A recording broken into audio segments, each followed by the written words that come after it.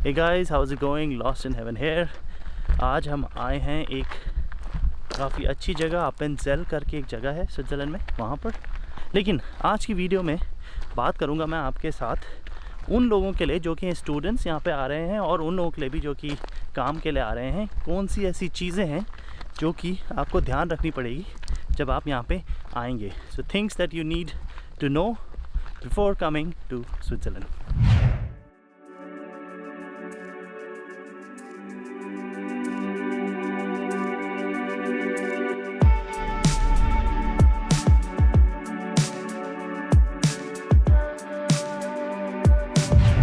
जैसे ही आपका ये पक्का हो जाएगा कि you are now coming to Switzerland, तो आपको मिलेगा आपका वीज़ा। तो जैसे ही आपको आपका वीज़ा मिल गया आपके पासपोर्ट में, that visa will grant you access to any Schengen country. तो उस बेसिस पे आप स्विट्ज़रलैंड में एंट्री कर सकते हैं या फिर किसी भी शेंगन कंट्री से एंटर कर सकते हैं स्विट्ज़रलैंड आने के लिए।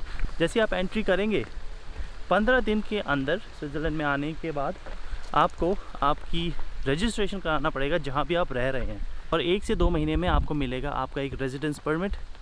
बेसिकली क्रेडिट कार्ड फॉर्मेट जैसा होता है, और उसके अंदर उससे एक हर साल का मिलता है आपको 1 साल में। मोस्टली बी परमिट बोलते हैं, या फिर मोस्टली तो बी परमिट ही मिलेगा। स्टूडेंट्स को बी परमिट मिलता है। वो बी परमिट से आप किसी भी शेंगन कंट्री में आराम से आ जा सकते हैं, स्विट्ज़रलैंड वापस आ सकते हैं। तो बेसिकली उसको बोलते हैं रेजिडेंस परमिट। तो फिर वीज़ा की ज़रूरत नहीं रहती, क्योंकि वीज़ा सिर्फ एंट्री देता है। उसके अलावा आपको उसके लिए पेमेंट करनी पड़ेगी, हर साल करनी पड़ती है। मैंने तो ऑलमोस्ट 10 साल करी थी।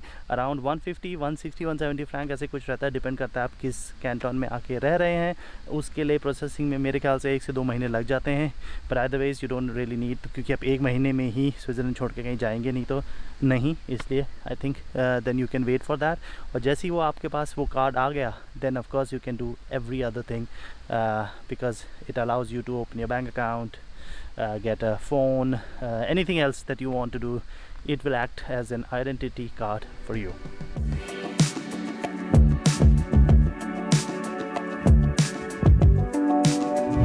So second point ये है कि जब आप यहाँ पे आएंगे, एक सबसे इम्पॉर्टेंट चीज़ स्विट्ज़रलैंड में ये है कि आपको लेना पड़ेगा एक insurance. Everyone need to get a health insurance, जो कि सबसे ज़्यादा जहाँ पे हमारे पैसे जाते हैं, और इंश्योरेंस यहाँ पे सस्ता नहीं है। लेकिन अगर आप एज अ स्टूडेंट आ रहे हैं, और मोस्टली स्टूडेंट्स के पास पैसे ज़्यादा रहते हैं नहीं, तो as a student you can apply for a insurance called Swiss Care. तो ये बेसिकली एग्जेम्पशन है जो कि आपको अप्लाई करना पड़ेगा 3 महीने के अंदर स्विट्ज़रलैंड आने के बाद।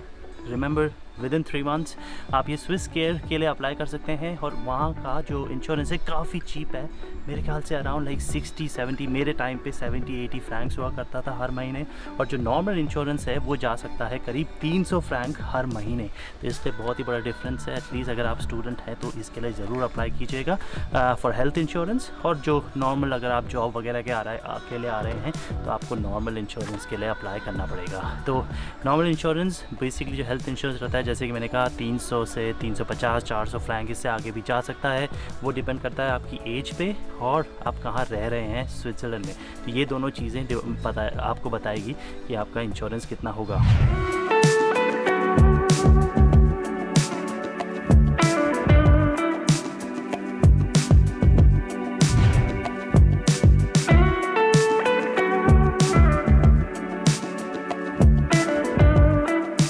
ऑलराइट, थर्ड पॉइंट, अब जब आपका परमिट आ जाएगा, आपके पेपर आ जाएंगे, बेसिकली आपके पास परमिट आ जाएगा। ये होगा क्रेडिट कार्ड फॉर्मेट में, जैसे कि मैंने बताया।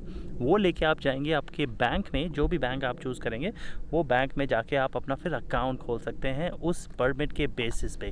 तो ये आप ऑल्सो, आपको इतनी जल्दी तो अकाउंट की ज़रूरत नहीं पड़ेगी होपफुली। वैसे भी आप अपने साथ होपफुली सम कैश लेके आएंगे, या फिर जो भी लेके आएंगे यहाँ पे आके आप कन्वर्ट कर लेंगे। शुरुआत में इतने ज़्यादा पैसों की ज़रूरत नहीं पड़नी चाहिए। एज अ स्टूडेंट आपको आपके बैंक अकाउंट के लिए पैसे देने की ज़रूरत नहीं पड़ेगी। अगर आप इंडिया से आ रहे हैं तो hopefully it might be a bit different for you, because normally you do not pay for the account in a bank, but here in Switzerland you need to pay. So for example, if you are working and you are not a student, you end up paying around 15 to 20 francs per month just to keep an account with a bank. If you have lots of money, more than 25-30,000, then it is for free, but in most cases you pay every month, and then you also pay for the debit card and the credit card. लेकिन अगर आप student है, you get free bank account, so make sure that you tell them that you are a student. In that case you don't have to pay for the bank charges, and you get a free debit card as well and credit card as well. Alright, अब आपका bank account खुल चुका है, congratulations, आपके पास credit card आ गया है। Credit card शायद स्टूडेंट्स को मिल जाए, देखना पड़ेगा, मोस्टली शायद आपको इनकम दिखाने रहती है, लेकिन डेबिट कार्ड तो मिल ही जाएगा। उसके बाद आता है बारी फ़ोन की, पोस्ट पेड। मोस्टली आप प्रीपे ले सकते हैं जब तक आपके पास आपका परमिट नहीं आता, जब तक आपके पास आप एक सब्सक्रिप्शन नहीं ले सकते फ़ोन का, क्योंकि बिना परमिट के आप वो ले नहीं सकते, तब तक आप प्रीपे कार्ड ले सकते हैं, लेकिन वो थोड़ा महंगा होता है। बेसिकली जो पोस्ट पेड है वो आपको हमेशा सस्ता मिलेगा। जैसे ही आपका बैंक अकाउंट खुल जाए और आपके पास आपका परमिट आ जाए, तो फिर आप ले सकते हैं आपका पोस्ट पेड फ़ोन और सिम कार्ड। मोस्टली यहाँ पर 2 साल का सब्सक्रिप्शन मिलता है, चीपेस्ट। सबसे पॉपुलर कंपनी है सॉल्ट, सबसे सस्ती, उसके बाद है सनराइज़, और सबसे महंगी है स्विसकॉम। सॉल्ट में बेसिकली आपको एज ए स्टूडेंट वहाँ पे सबसे अच्छा सब्सक्रिप्शन मिलेगा। अब तो खैर काफ़ी सारी कंपनियाँ हो गई हैं, लेकिन मेन जो नेटवर्क रहता है वो इन्हीं 3 कंपनियों के थ्रू मिलता है। ऑन एवरेज एक्सपेक्ट कर सकते हैं 20 फ्रैंक हर महीना। अगर आप सिर्फ सिम ले रहे हैं, उसमें आपको मिलेगा एवरीथिंग अनलिमिटेड इन स्विट्ज़रलैंड, और मे बी 1 GB इंटरनेट अगर आप यूरोप के किसी भी डेस्टिनेशन में बाहर जा रहे हैं एज ए रोमिंग। अगर आप फ़ोन के साथ लेते हैं, क्योंकि आप फ़ोन भी ले सकते हैं, तो एक्सपेक्ट कीजिए 20 से 30 फ्रैंक और देने का, 40-50 फ्रैंक हर महीने, और आपको एक नया आईफोन S12 जो भी S26 जो भी चल रहा हो, S22 आई गेस, वो ले सकते हैं आप, और हर महीना ये सब्सक्रिप्शन दे सकते हैं once you get all your things sorted out.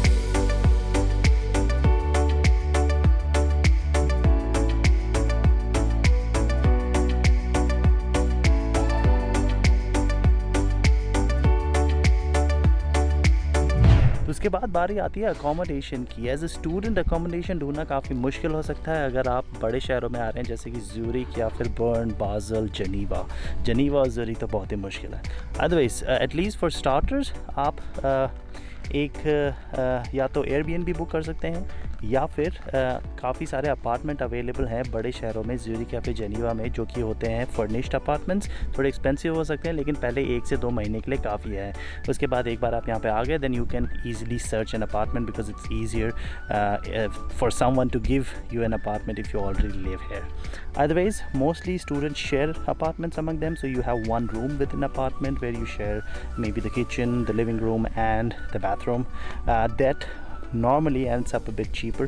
उसके अलावा आप खुद का अपार्टमेंट भी ले सकते हैं। It's mostly a bit expensive, but till you get your permit, no one will give you a apartment. And also you need to show some income that will show you that that will tell the person who is renting it out that yes, you can afford the rent. अगर share apartment की बात करें तो mostly you can expect Zurich जैसी शहरों में 700 से 800 Frank पर पर्सन।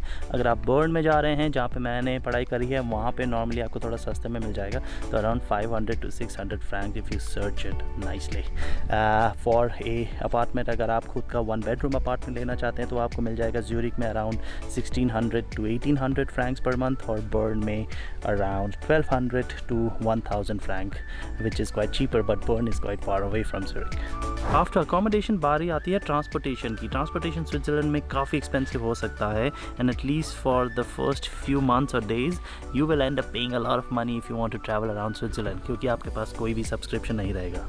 बेसिकली जैसे ही आपके पास आपका अगेन परमिट आता है, उसके बाद आप सब्सक्रिप्शन ले सकते हैं यहाँ की ट्रेन सिस्टम्स का, जो कि होता है मंथली अगर आप शहर के आसपास ही ले रहे हैं तो। लेकिन अगर आप ट्रैवल कर रहे हैं around Switzerland, then you have to get something called half fare card, जो कि आपको आपका जो भी टिकट है वो करता है हाफ। तो अगर आप 60 फ्रैंक्स आपको लगेंगे यहाँ से ज़्यूरिख से बर्न जाने के लिए या फिर बाज़ल जाने के लिए, तो हाफ टैक्स के साथ या फिर हाफ कार्ड के साथ आपको मिलेंगे सिर्फ 30 फ्रैंक में, जो कि आधा है. तो it helps a lot because otherwise you will be end up paying 60 francs 40 francs to go one way to a city from Zurich which can be quite expensive. तो that you can take. Subscription आता है हर साल 180 franc 180 francs per year.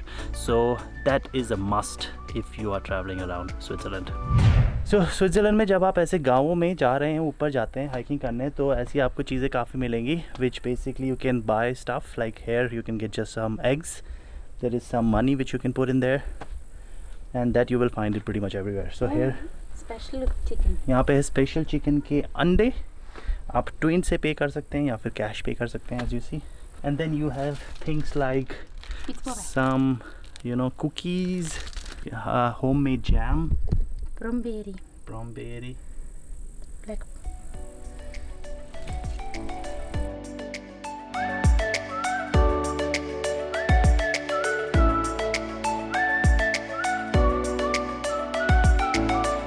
Alright guys, accommodation is done, transportation is done.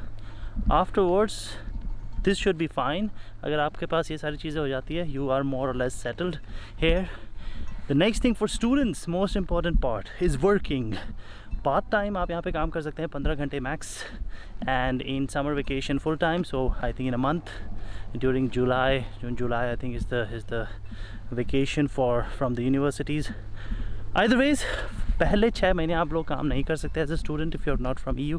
So keep that in mind. For first 6 months you're not allowed to work. After 6 months you're allowed to work, and then of course you can search for part-time jobs. More or less, if you're allowed to work, you can easily find jobs. It's not that huge a difference for students working in a restaurant, McDonald's, places like this. Quite easy. So then you can expect to earn 20-21 francs every month. So that's nice, huh? Yeah, so once you have a work or you have a job and you get a contract based on that, आप credit card के लिए apply कर सकते हैं और apartment के लिए भी apply कर सकते हैं, because then you can show an income. That would be helpful for you. Also next year when you will reapply for your permit, you can show to the government that yes, you are working now as well, so you can take care of yourself. So maybe you don't have to show lots of money in your bank account. So that's also one amazing thing as a student if you are coming in Switzerland.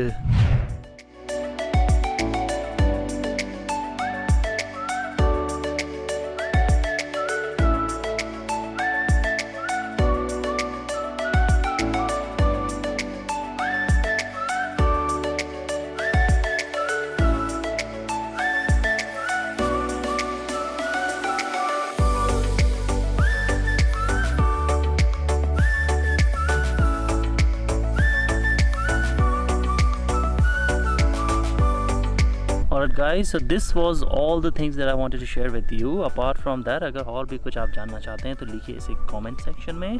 Apart from that, like, share and subscribe, and I will see you in my next video. Till then, have a great day.